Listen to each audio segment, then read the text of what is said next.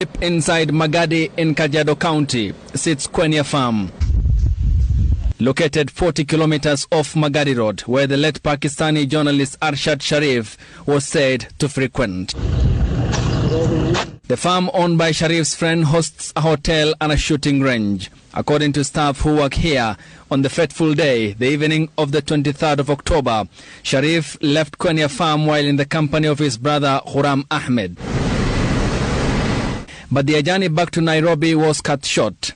At this point, Kwenya Farm, Kamukuru Maram Road within Magadi, a hail of bullets rained on their vehicle, killing the renowned Pakistani investigative journalist. At daybreak, a police statement admitted a police officer shot and killed the renowned Pakistani broadcaster, in what the statement alleged was a case of mistaken identity. The 50-year-old was aboard motor vehicle registration number KDG 200M at the time of the incident. The vehicle was towed to Kiserian police station in the county of Kajiado. The killing of the Pakistani national and journalist, however, opened up floodgates of questions. Did the police attempt to stop the vehicle, and did the occupants defy the orders? Why did the police open fire and yet the occupants were not shooting at them? Why did the police not shoot at the vehicle's tires to immobilize it instead of lethal force? Why did the police aim at the passenger and not the driver? Why did the police open fire and yet there was a child allegedly on board the vehicle that was reportedly carjacked? If the vehicle was common on that road, then what caused the mistaken identity? How did the police confuse a KDJ 200M and a KDJ 700F? What was the color and model of the vehicle that was carjacked? भाई देखिए, दो अलग अलग वाक़यात का आपने ज़िक्र किया है। पहला वाक़या जो है जिसमें अरशद शरीफ का कोल्ड ब्लडेड मर्डर है, ये सोची समझी साजिश के तहत अरशद शरीफ को कत्ल किया गया है। ये एक अलग नौइयत का वाक़या है। और सदफ़ नईम का जो उनकी जहाँ शहादत हुई है वो एक अलग नौइयत का वाक़या है। लेकिन ये दोनों वाक़यात अपनी अपनी जगह पर मुसम्मम हैं और इन दोनों वाक़यात पर बात भी होनी चाहिए और इसको अंजाम तक भी पहुंचाना चाहिए। हम पहले ज़िक्र करते हैं अरशद शरीफ के बहीमाना कत्ल पर। अरशद शरीफ पाकिस्तान के एक मुहिब्ब वतन, बहादुर और जिसे कहना चाहिए कि जेन्युइन जर्नलिस्ट थे। जेन्युइन जर्नलिस्ट मैं इसलिए कह रहा हूँ कि आजकल सहाफ़ियों की आड़ में ये भेड़ की खाल में बहुत सारे भेड़िए आ गए हैं।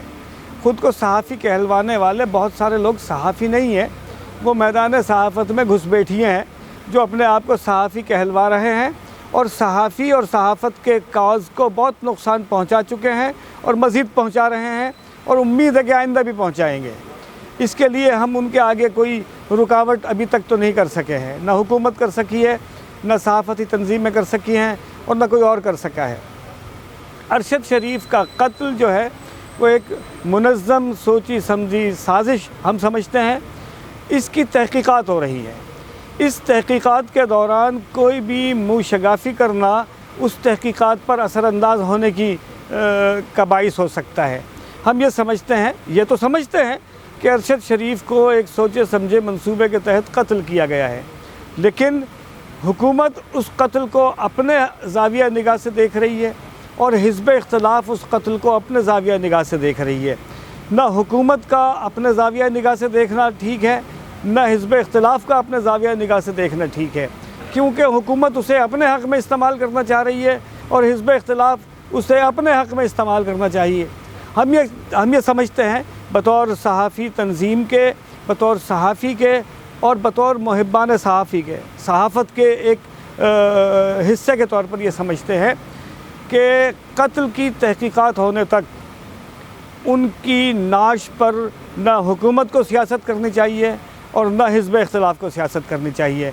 अमर वाक़ई ये है कि हुकूमत उसे अपने तरीक़े से, अपने ज़ाविया निगाह से सियासी अंदाज़ में इस्तेमाल कर रही है और हिज़्ब इख्तिलाफ़ उसे अपने ज़ाविया निगाह से इस्तेमाल करने की कोशिश कर रही है। दोनों गलत हैं। दोनों अरशद शरीफ के कत्ल से इंसाफ नहीं कर रहे, बल्कि दोनों यानी वो सरकारी पार्ट भी और हिज़्ब इख्तिलाफ़ का हिस्सा भी, ये दोनों अरशद शरीफ के कत्ल पर अपनी अपनी बिसात बिछाना चाहते हैं। हम इन दोनों से ये दरख्वास्त करते हैं कि तहक़ीक़ात मुकम्मल होने दें, उसके बाद جو اس قتل کا ملزم یا ذمہ دار قرار پائے پھر اس کے خلاف قانون کے مطابق کارروائی ہو تو انصاف بھی ہوگا اور یہ قتل منطقی انجام تک بھی پہنچ جائے گا۔ یہ تو ارشد شریف کے حوالے سے۔ لیکن اگر یہ کوئی کہے کہ ارشد شریف کو یوں ہوا اور یوں ہوا اور یوں ہوا، سب بہت ساری باتیں ایسی ہوئیں جو نہیں ہونی چاہیے تھیں۔ یہاں ہم یہ درخواست بھی کریں گے اپنے قلم قبیلے کے دوستوں سے، اپنے قلم قبیلے کے ساتھیوں سے، کہ جب تک وہ صحافی رہتے ہیں انہیں کوئی خطرہ نہیں ہوتا ہے۔ جب صحافیانہ حد کو عبور کرتے ہیں اور وہ کارکن کی حیثیت سے کام کرنا شروع کرتے ہیں تو پھر انہیں بہت سارے خطرات لاحق ہوتے ہیں۔ ہم امید کرتے ہیں کہ ہمارے صحافی سب کی خبر لیں گے اور سب کی خبر دیں گے۔ اب آئیے صدف نعیم کے معاملے پر۔ پاکستان تحریک انصاف نے ایک لانگ مارچ کا اعلان کیا اور وہ لانگ مارچ شروع ہوا لاہور سے، جسے جانا تھا اسلام آباد۔ اس لانگ مارچ میں تحریک انصاف کے رہنما ایک بڑے کنٹینر پر سوار ہو کر اپنی منزل کی جانب روانہ ہوئے اور اخبار نویسوں کا ایک میلہ لگ گیا۔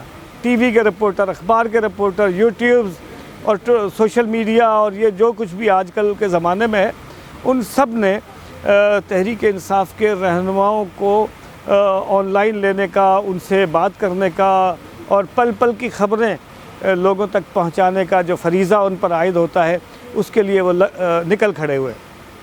صدف نعیم جو تھی وہ چینل 5 کی رپورٹر تھی۔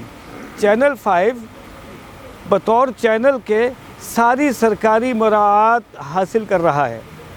چینل 5 اور اس سے منسلک اخبار، خبریں، حکومت سے وہ تمام سہولتیں حاصل کر رہا ہے جو کسی چینل کو حاصل ہو سکتی ہیں، جو کسی اخبار کو حاصل ہو سکتی ہیں۔ لیکن چینل 5 کے ملازمین کو کیا وہ تمام سہولتیں حاصل ہیں جو ٹی وی کے رپورٹر کو حاصل ہوتی ہیں؟ یہ بڑے افسوس کی بات ہے کہ صدف نعیم جو تھی وہ اب کسی موٹر سائیکل پر جو ہے اپنے جاب پر آئی تھی، یعنی اس لانگ مارچ کی کوریج کے لیے وہ موٹر سائیکل پر آئی تھی۔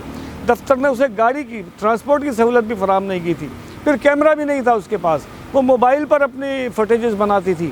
اور پھر بڑے ہی درد مندی کی داستان ہے کہ اس نے جب تحریک انصاف کے بعض رہنماؤں سے کہا کہ وہ 2 میل سے بھاگتی ہوئی آ رہی ہے، ذرا تحریک انصاف کے چیئرمین کا ایک ساؤنڈ بائٹ کرا دیں، ان سے ایک ایز لائیو کرا دیں، تو ان تحریک انصاف کے رہنماؤں نے رعونت کے ساتھ مسکراتے ہوئے کہا کہ 2 میل اور بھاگ لو پھر دیکھتے ہیں۔ وہ 2 میل تو کیا بھاگتی، کچھ ہی دور کے بعد وہ اسی کنٹینر کے پہیے میں آ کر اپنی زندگی کی بازی ہار گئی۔ دیکھیے جناب، یہ صدف نعیم پہلی رپورٹر نہیں ہے جو اس تاریک راہ میں بے بسی کی موت ماری گئی ہے۔ ایک پوری سیریز ہے جو اخبار سے، ٹی وی سے وابستہ بے حال رپورٹر، کیمرہ مین اور دیگر ٹیکنیکل کے جو لوگ ہیں وہ اس تاریک راہ میں مارے جا چکے ہیں۔ ہماری درخواست حکومت سے یہ ہے کہ جو حکومت اخبار اور ٹی وی کے مالکان کو جو سہولتیں فراہم کر رہی ہے، میڈیا ہاؤس کے طور پر جو سہولتیں فراہم کر رہی ہے، اس پر چیک اور بیلنس رکھے، اس کا حساب کتاب مانگے۔ اور وہ حساب کتاب ایسے ہو سکتا ہے کہ جس ٹی وی چینل کے اشتہارات، خاص طور پر میں کہتا ہوں کہ چینل 5 کے اشتہارات کا حساب کتاب حکومت کو رکھنا چاہیے کہ کیا ملازمین تک وہ بینیفٹ پہنچ رہے ہیں، کیا ملازمین کو، بھائی ٹھیک ہے ہم پورا کا پورا تو نہیں مانگ رہے نا، ہم تو ہر ملازم اپنی تنخواہ مانگ رہا ہے۔ امر واقع یہ ہے کہ ٹی وی کے اور اخبارات کے جو مالکان ہیں انہوں نے صحافیوں کی تنخواہوں میں کرونا کے زمانے میں جو کٹوتی کی تھی وہ آج تک بحال نہیں ہوئی ہے۔ کچھ لوگوں میں کچھ اداروں میں کئی مہینوں کی تنخواہیں باقی ہیں۔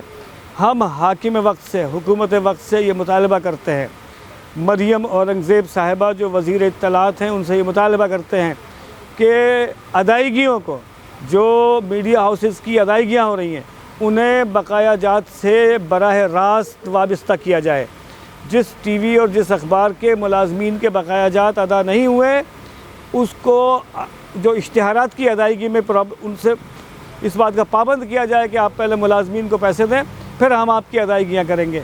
اگر ایسا نہیں کریں گے تو یہ چیرہ دست لوگوں کا زمانہ ہے جناب، اخبار کا مزدور ہو، قلم کا مزدور ہو، کیمرے کا مزدور ہو، یا ہمارے ٹیکنیکل سپورٹ کے جو لوگ ہیں وہ اس ظلم میں پستے رہیں گے۔ بڑی بدنصیبی کی بات ہے کہ جو پی ایف یو جے ہیں ان میں کچھ اختلافات ہیں، لیکن ہم ان اختلافات کو اختلاف نہیں سمجھتے، ہم یہ سمجھتے ہیں کہ اگر پی ایف یو جے کے 2 یا 3 دھڑے ہیں تو ہم یہ کوشش کر رہے ہیں کہ انہیں کسی چند نکات پر ایک پوائنٹ پر لے آئیں، ایک مرکز پر لے آئیں کہ جناب آپ اپنا جو بھی نقطہ نظر ہے اس پر کاربند رہیں، اس کے تابع رہیں، لیکن چند نکات آپ کے مشترک ہوں جن کی بنیاد پر آپ کوئی مشترکہ لائحہ عمل۔ اور یہ دیکھا ہے، ٹھیک ہے لوگ ہمیں اختلافات کا طعنہ دیتے ہیں، اخباری مالک ہمیں اختلافات کا طعنہ دیتا ہے، حاکم وقت ہمیں اختلافات کا طعنہ دیتا ہے، لیکن کسی بھی مرحلے پر ارشد شریف کی شہادت ہو یا صدف نعیم کی شہادت ہو، اخبارات پر بندش کا معاملہ ہو، وہ بندش کسی بھی اخبار کی ہو، کسی بھی ٹی وی کی ہو، تمام صحافتی تنظیمیں ایک پلیٹ فارم پر کھڑی ہوئی نظر آتی ہیں، اور یہی ایک پلیٹ فارم اخبار نویسوں کو تقسیم در تقسیم کے مرحلے سے گزارنے کی سازشوں کا مرکز ہے۔ تمام اسٹیک ہولڈرز کو یہ پتہ ہے کہ قلم اور کیمرے کا مزدور اگر متحد ہو گیا تو پھر ان کے لیے اور کوئی جگہ نہیں بچے گی۔